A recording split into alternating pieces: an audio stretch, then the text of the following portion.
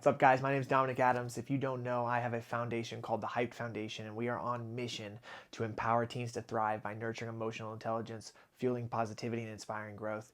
We have been on this crazy journey for the past 10 months since last April, and I want to just share part of this story with you guys because it has been so many ups and downs and a lot of downs over the last 10 months. But just over this last 4 or 5 weeks, we've experienced this massive amounts of uphill trajectory, and it's been such a faith walk. And so I just want to share that with people. I think it's very important. It's a very important part of this journey, especially for me, specifically for helping these kids, but also just for perseverance and dedication and discipline and being able to commit to really the mission that is larger than myself or anybody else, to just help kids with their mental health. So we've had a lot of bad things happen and not go our way through this journey as far as raising money, and that's been very, very difficult. It's been very, very difficult for me. It's been very difficult for my wife, and we've struggled. She struggled specifically with stress and anxiety. And so at the beginning of this year, in January of 2024, I really was like, okay, we about 5 months of living left of our savings to make this thing happen, to really raise enough money so that I can take money as a paycheck, a salary from the foundation, which I had not done yet over these 10 months, taking any money out of the foundation. And so in January, I hit the ground running. I connected with a teacher that I met over summer to go into her classroom to help her in any way. And when we met, she just absolutely loved what we were doing. She loved our concept, everything about our mindset, and she loved our program called Gratitude Growth. And we hadn't piloted it yet, so she offered up that we could pilot it in her classroom with 165 students. So it's a very special opportunity to be able to pilot our program, to get this case study done, to see how successful our course could be to help these kids. Gratitude Growth is a 12-week curriculum, 40-minute class periods, on mission to create a culture of gratitude in the schools or within teenagers, and to help them create a daily gratitude practice. You know, when I started teaching the class, what I said to the kids was, this is free. Gratitude is free. It's something that we have the choice we can make. It's not easy, but we can be more grateful. It's something that is free. And so anyways, I thought this was a sign straight from God. You know, for me, this has been a faith walk, especially because I believe this is my gift, to be able to help teenagers with their mental health and just be there for them. And I've just been naturally gifted with this energy that helps me connect with kids where I'm just vulnerable naturally. And so what happened was I got home, I went on a winter retreat with the high school kids we work with from our church, and met 4 specific kids in that weekend that just absolutely loved me. So I just thought, this is the sign. Like, I still got it. God's gift still is working, and I can still help these kids. I come home and I sit down with my wife, and she was like, Dom, I can't do this anymore. I'm so stressed. I'm so anxious.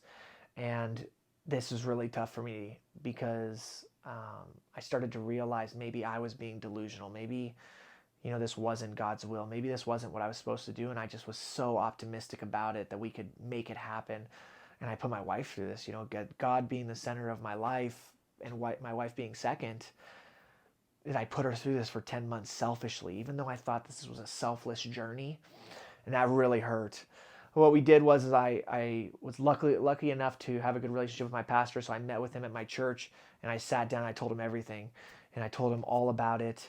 And he told me about an experience he had where he shared a similar journey where he planted a church in Arizona, and he had some struggles in that. And over 4 years, he stayed faithful to the journey. And one thing he said was that he set 4 prayer requests at the very end when he thought he wasn't supposed to do it anymore. He set 4 prayer requests, and he prayed every single night with his wife, and he was going to give God 2 months to make those happen, just so he knew it was God's will, so he can continue on this journey.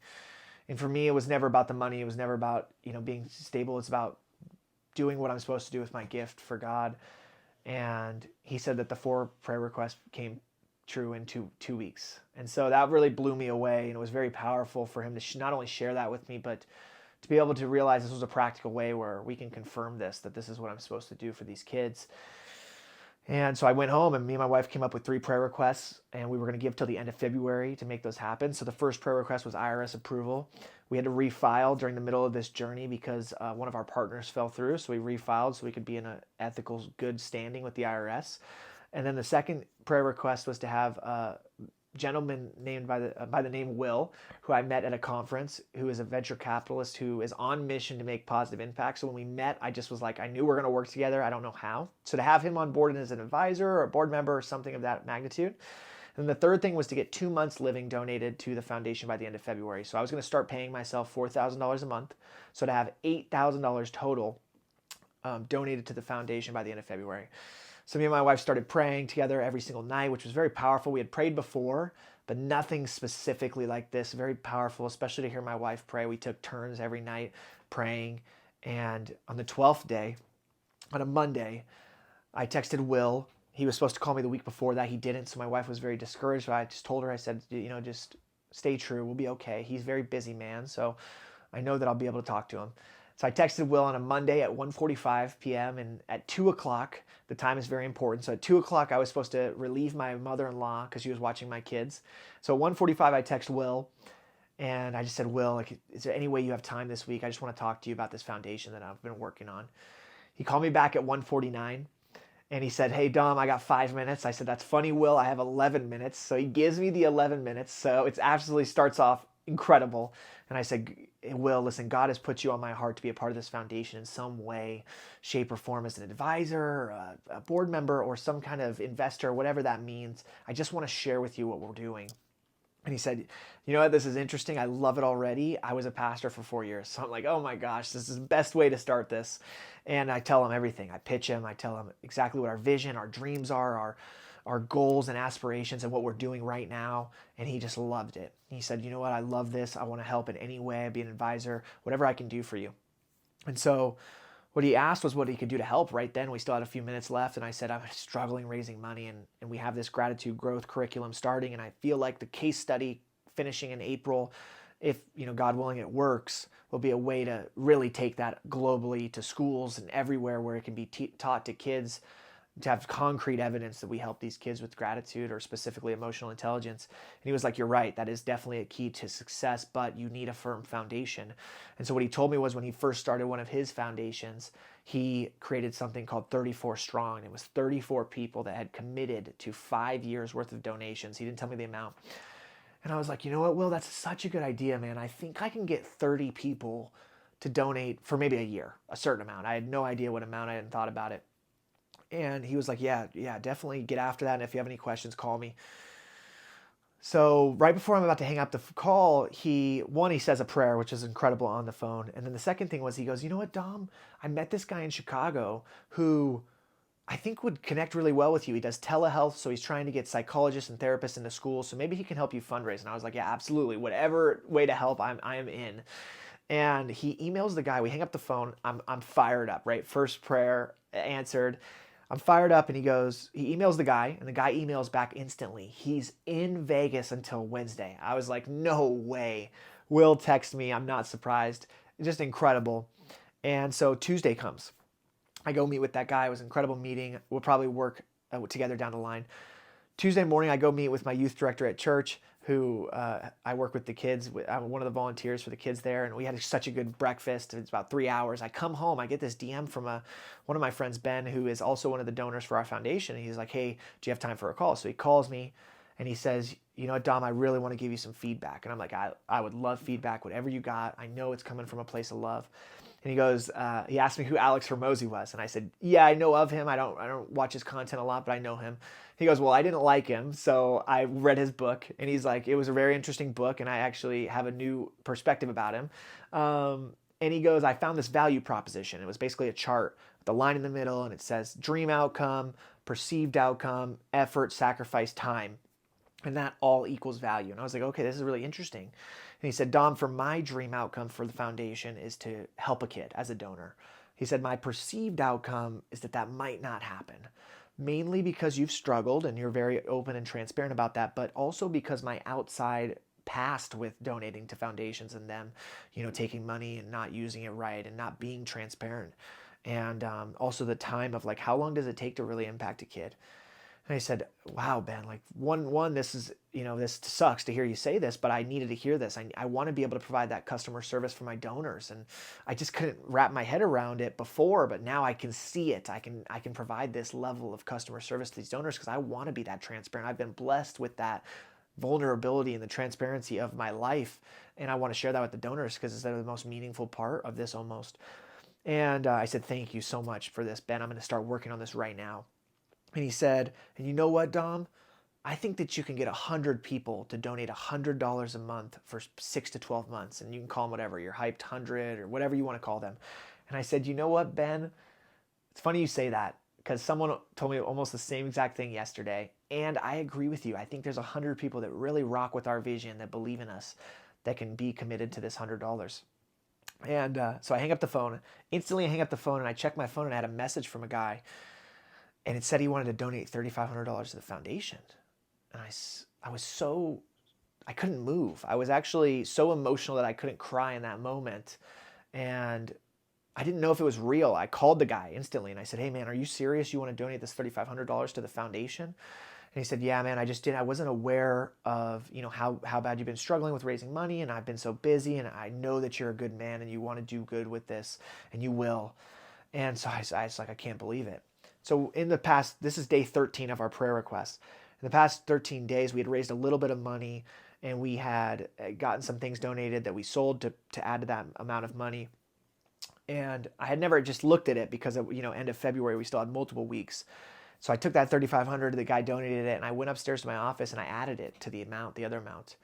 And it was $9,900. And the amount of emotion that came over me when I realized that was the second prayer answered was truly just so much happiness and grace that I was able to, be allowed to experience. And so the story gets crazier. So I was overwhelmed. And so what I was like, okay, I need to get to work. I need to keep going. I need to write down some names of people I can target for the Hyped 100. And the Hyped Warriors is what I started calling them. And I wrote down 450 names.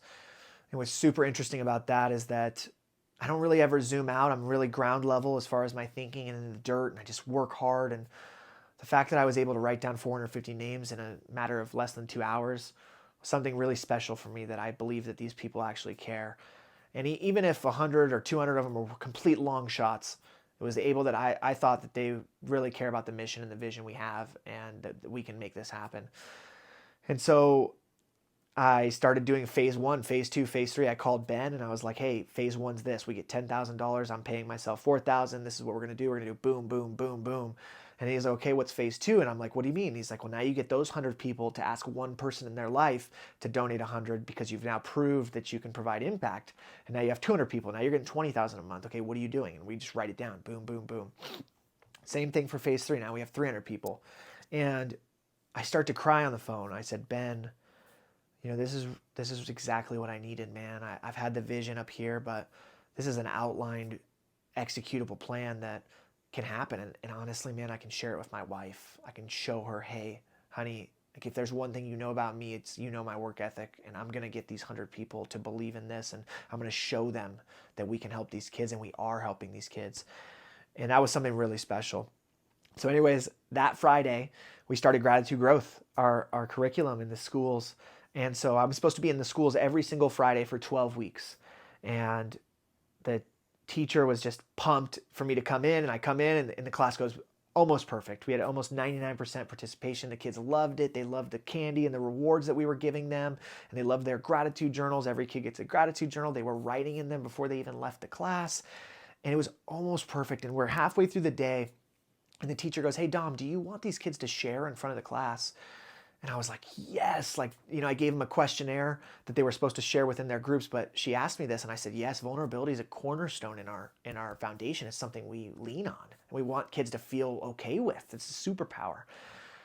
And so she asked the kids if they want to come up in front of the class, and we had about 30 kids come up and share just straight from their heart these answers to these questions. And it was one of the most powerful experiences I've ever been a part of. I realized at that moment that this was really going to help people across the world, across the country, and really help kids and parents and see the power of this vulnerability and this gratitude and what it can do to our world. And it was overwhelming. If anybody would have been in that room, it was no dry eye was in that room. And it was special. So I want to pause the story there on that Friday. 3 weeks before that, I had attended a fatherhood class called the Fatherhood Project that I had participated with, a nonprofit here in Las Vegas called The Power to Parent. They're incredible. And what it is a fatherhood class for addicts or former addicts. And really what it was just a parent class in essence, in my opinion. And it was incredible. And I was supposed to just go and observe the class because Power to Parent wants to be able to train this to Vegas and all over. But what happened was I was in the focus group. Some of the focus group didn't show up, so I actually got to participate, which I'm eager to always participate and be vulnerable and grow as a dad, especially. And it was amazing. I loved it. And I became a better dad through the 2 days that we did the course. And the instructors at the end, one specific instructor that created the course said, Dom, I think you can train this class. And they said, you know what? I would love that. I would love to be able to help any dad or any parent and also grow myself. And so Aaron, the founder of Power to Parent, said the same thing. Dom, we would love for you to come back and train these classes and we'll pay the foundation. And I was like, oh, this is perfect. So back to the story. Friday, we finished Gratitude Growth. It's incredible. Monday morning comes and I'm fired up, right? If anybody knows me, I need this much to go 1,000 miles an hour. And I get a text message from the teacher, Madison, that I'm working with. And it says, hey, I just got news from the dean that you can only come back once a month. And I was like, oh my gosh, it really hit me like a ton of bricks. Like, well, why is this happening? It was such a good first day. And actually, my wife was super calm. And normally it's roles reversed. I'm calm and she's a little bit anxious. And she was like, you know what? It's okay. And I was like, yeah, you're right. Like, this is happening for a reason. It's happening for us, not to us. And, I texted her back and said, you know what? It's okay for this class to work long-term and to be scalable. I have to be able to teach teachers. So I just said, we'll meet and I'll talk to you about the curriculum so you can teach it to these kids. And then I'll come back on week 6 and I'll come back on week 12. And Tuesday afternoon, I'm driving to pick my son up from school. And I get a text message from Aaron, who's the nonprofit founder for Power to Parent, saying, Dom, are you going to be available for these 5 Fridays to teach this fatherhood class? And I'm telling you, when I almost pulled the car over, it was so overwhelming, the amount of emotion that hit me, like, wow, this is exactly why I'm not supposed to be in this school for these Fridays. And I called her, actually. I couldn't even text her. I had to call her. I was like, Aaron, you'll never believe what just happened. Yes, I can do these classes because of this reason. It was so powerful just to know that this was all a part of the journey and the grace that we were being shown in the foundation and me, and being able to experience this. It was this whole nother level of gratitude to just know that we're on the right direction. And so I started reaching out to people. That next week I started reaching out to people for the Hyped 100. And I just really wanted to share what we were doing and what we were going through and the whole journey. And I didn't, I worked in sales for 9 years, so I'm accustomed to asking for the sale, but I wanted to go about this a little different, where I just told people the story and really just talked to them about what I'm telling you guys right here.